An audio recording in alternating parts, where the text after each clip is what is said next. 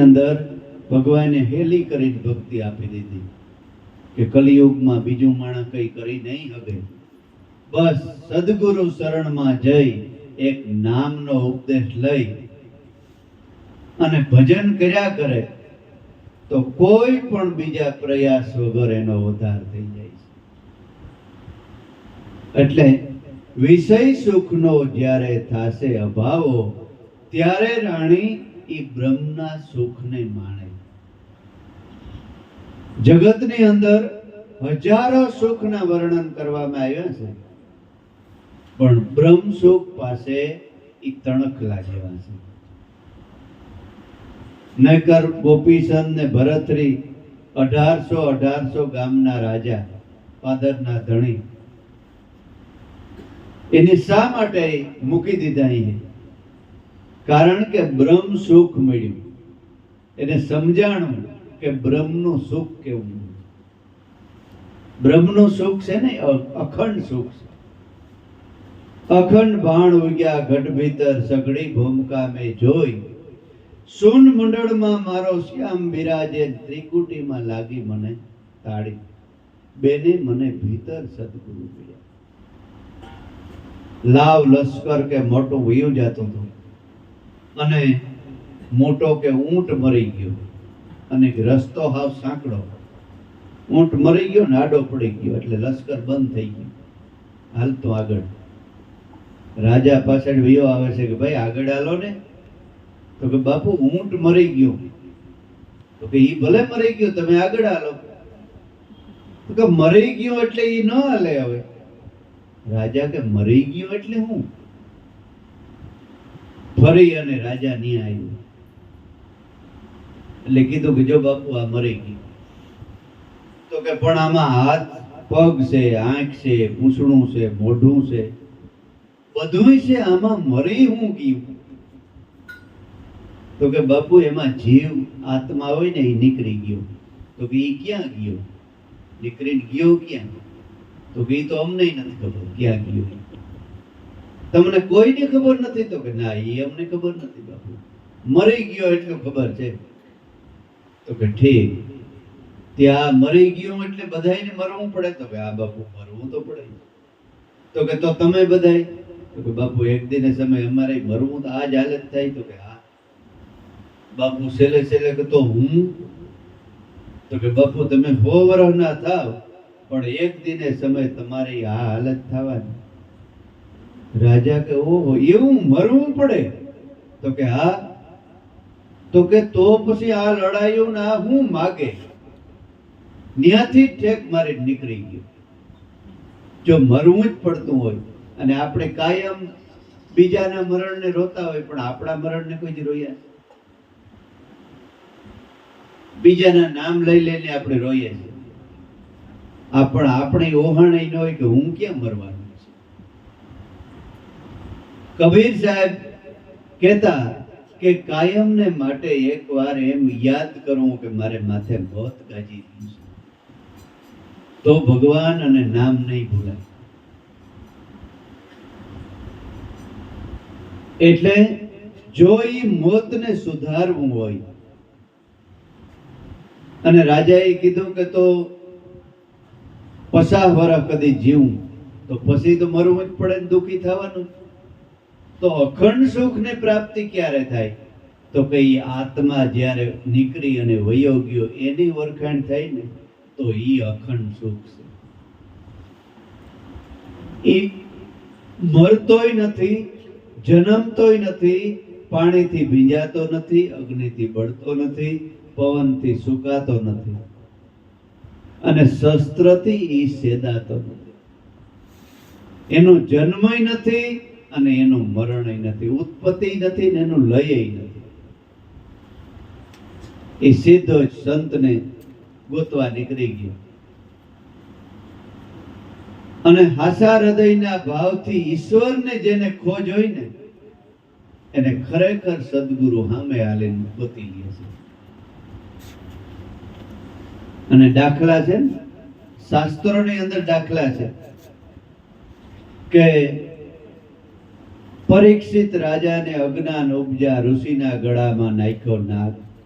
એવો મન સમજાવીને 7 દિવસે એને સરબ ડસ્યો લાગ્યા ઋષિ કેરા એને શ્રાપ એવો મન સમજાવીને એમ ગાય છે મહાત્મા મૂળદાસ. ખબર પરીક્ષિત રાજાએ કે સાધુ આમ ભજનમાં બેઠા હતા અને 2-3 વાર પૂછ્યું કે બાપુ પાણી પીવરાવો, પાણી પીવરાવો, પણ ભૂલ્યો નહીં. અને આને એમ થાય કે મારું અપમાન કર્યું. મરેલ સાપ મેરા પડ્યો તો ઉપાડીને ગળામાં નાખી દીધો. કોઈ સંતનો બાળ આવ્યો અને જોયું કે મારા પિતાજીના ગળામાં મરેલ સાપ કેને નાખ્યો. જેની નાખ્યો હોય ને એને 7 દિવસમાં આ સરપ કરડે અને મરી જાય. ખરાબ લાગ્યો અને પરીક્ષિત અનશન વ્રત લઈને બેહી ગયો કે આમાંથી મને કોણ ઉગારે. તરત જ સુખદેવજી ગાય દોવાઈ રહે ને એટલી ઘડી ક્યાંય ઉગતા ને. કોઈને ઘરે જાય ને કોઈ ગાય દોતું હોય, બેન દીકરી દોતી હોય ને તો એટલી ઘડી ઉભે, બાકી ઉભે જ નહીં ક્યાંય. એવો નિષ્ઠિક બ્રહ્મચારી 7 દિવસ સુધી પરીક્ષિતની સામે બેઠો રહ્યો અને 7 જ દિવસમાં મોક્ષની પ્રાપ્તિ કરાવી. અનશન વ્રત લઈ કે મને આમાંથી ઉગારનાર મને ઈશ્વર કોણ બતાવે. એવું વ્રત લઈને અત્યારે કોઈ બેહે ને તો અત્યારે એવા સંતો છે જ અને જન્મ મરણના ફેરામાંથી અત્યારે જ મુક્તિ આપે છે. પણ આપણે સંતોની પારખ દ્રષ્ટિ નથી, સંતોની ઓળખાણ નથી. આપણે સંતો કેને માનીએ છે? કોઈ જાતને માનીએ છે, અથવા તો ટીલા ટપકાને માનીએ છે, અથવા તો ભગવા પહેરી લીધા હોય માનીએ છે. એવી કેટલી દેહના આસારોથી માન્યતા. પણ અગાઉના સંતો જોઈ લ્યો, જે જ્ઞાતિમાં સંત થયા એ જ્ઞાતિના જ કપડાં પહેરીને બેઠા છે અને મૂળ મજૂરી કરી હાથી પા કર્યા અને મહાન સંતની પદવી જેને મળી. એટલે સંતને પૂરા ગુરુને આપણે હજી ખબર નથી. એટલે લોયણ રાણીને કહે છે કે જીરે રાણી, વિષય વાસનાનો રોગ જેની મટાડ્યો એ જ અખંડ સુખની પ્રાપ્તિ કરી શકે છે. પણ કોઈ પૂર્ણ ગુરુ, પૂર્ણ પુરુષ મળે તો લાખા જેવા બારવટિયાનું હૃદય પરિવર્તન થાય, બાકી કાસા પોસાનું આમાં કામ નથી.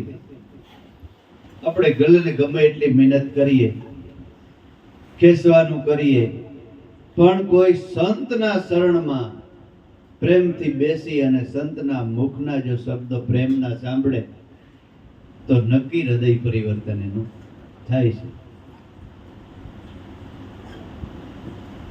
જીરે રાણી, ઘણા જન્મથી આ જીવ ભટકે છે, હજારો જન્મથી આ જીવ ભટકે છે અને હજારો જન્મનો મેલ આ મનને પસડી ગયો છે. જન્મો જન્મ કા મેલ ભરિયા ધોબી મિલાયા પીર. ભાઈ હું તો બની ગયો ગુરુ, હું તો બની ગયો ફકીર. કારણ કે ધર્મ ઘાટ પે દે પસાડા. કપડા ધોવા માટે ઘાટ હોય ને પથ્થર, એના ઉપર પસાડે એટલે મેલ ધોવાઈ જાય. જો કે મશીનો આવી ગયા. પહેલાની બેનો દીકરીઓ નદી કાંઠે જઈ અને મોટી છીપર હોય ત્યાં જઈને કપડા તો એ વખતમાં ધોતી. એવી રીતે સતાર બાપુ કહે કે ધર્મનો ઘાટ ન્યા મારા સૂક્ષ્મ શરીર રૂપી દેહને ન્યા મેં ધોયું. આ સત્ય નામ છે ને એ સાબુ આપ્યો છે અને શ્વાસોશ્વાસ છે ને એ ધર્મનો ઘાટ છે.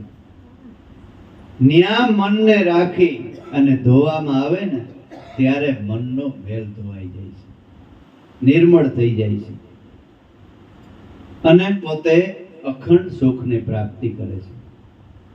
એટલે રાણી, આ એક બે દિવસની વાત નથી. આ તો મહાપુરુષોએ પોતાના દેહ કહી નાખ્યા ભજન કરી કરી.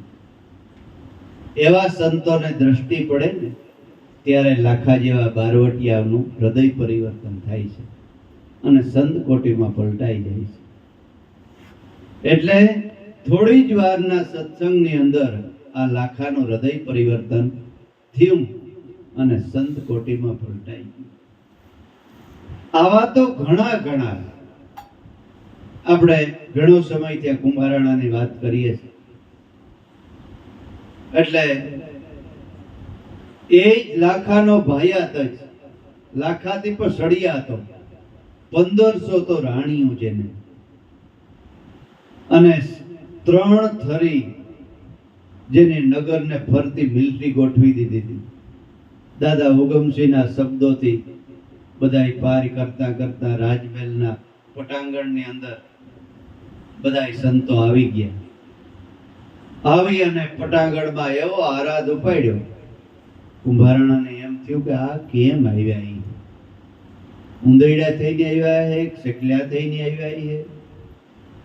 કાળ જેવા અપ્સરો મિલતી મારી જીવવા જ નથી. તોય પોતાનો અહંકાર જાતો નથી, કારણ કે કુસંગ થઈ ગયો તો રાણીઓનો અહંકાર ભાલો લઈને ભાગ્યો કે એક એક મારી દમ બધા. ગુરુદેવ મેઘધારવે આગળ આવીને કીધું કે વયો આય કુંભારાણા વયો આય. આ બધાય છે ને એનામાં એક એક ભાલું મારી દે અને આમાં 2 ભાલા મારી દે. બસ તારે ઈ જ છે ને ઈશા. પ્રેમાળ દ્રષ્ટિ અને નિખાલસ સત્ય, પ્રેમ, દયા અને હિતકર વસન સાંભળ્યા સંતના મુખના અને કુંભારાણાનું હૃદય પરિવર્તન થઈ ગયું. ઓહો, આ હું શું કરી ગયો છું? મારા ભવના બંધન ટાળ્યા, ભવના ફેરા મટાડ્યા. એ સંતોને મારા સદગુરુ ઉપર હું મારવા તૈયાર થઈ ગયો.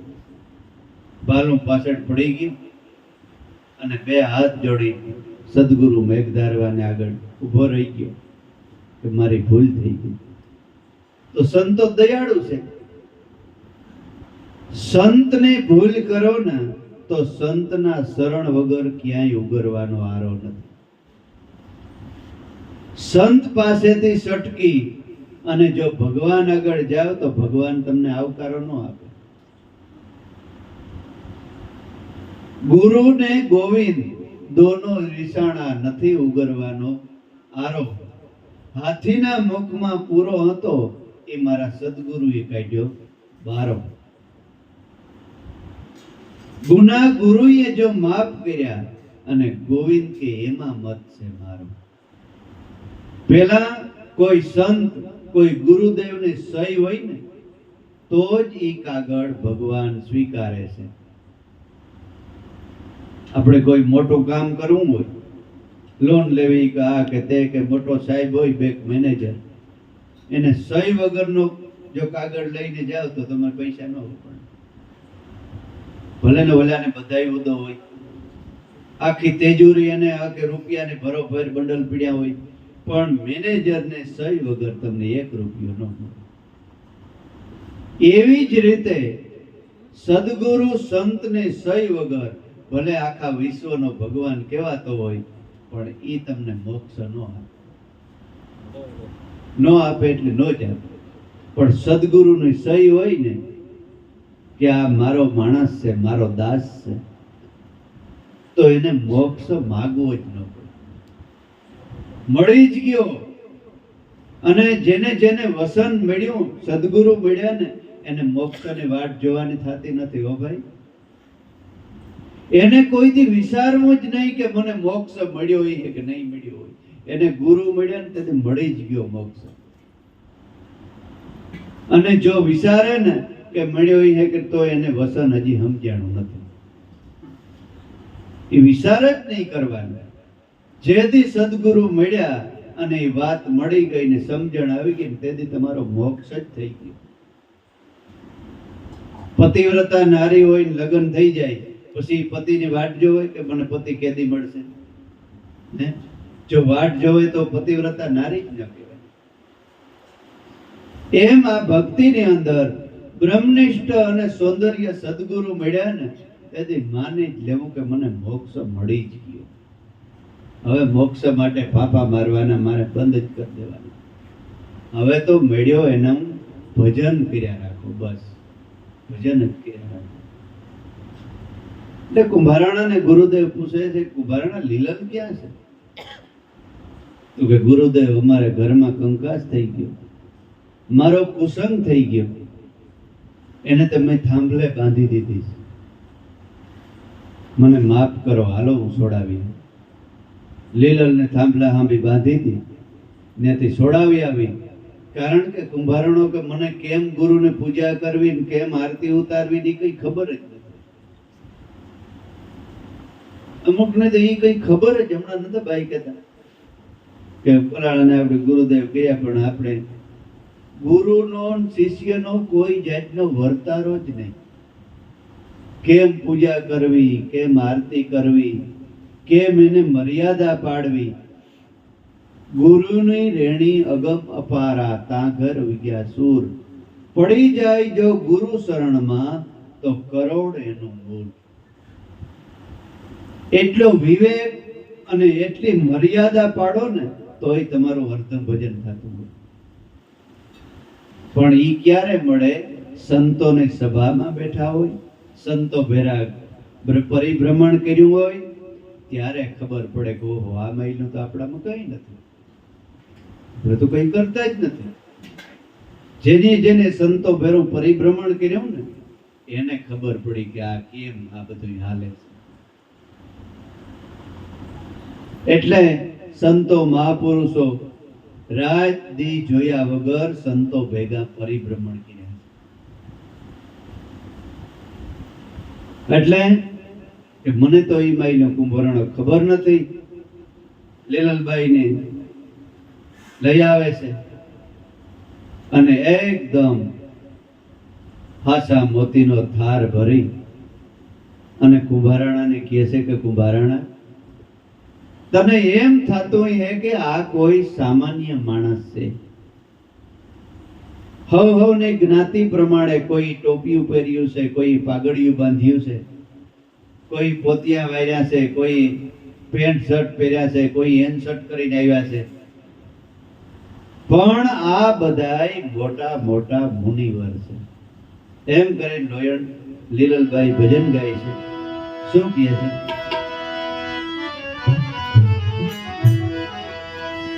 મોટા મોટા મોટા મુનિવર મળ્યા રે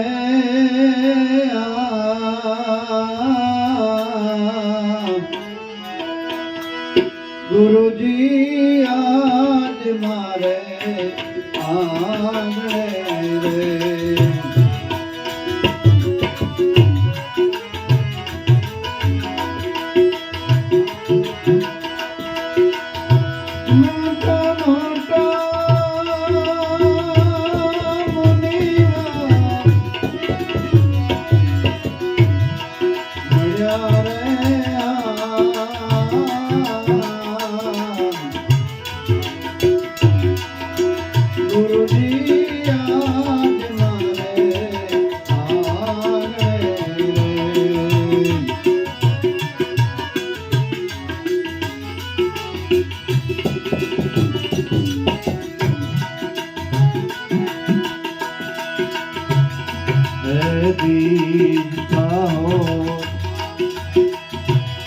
આવી રે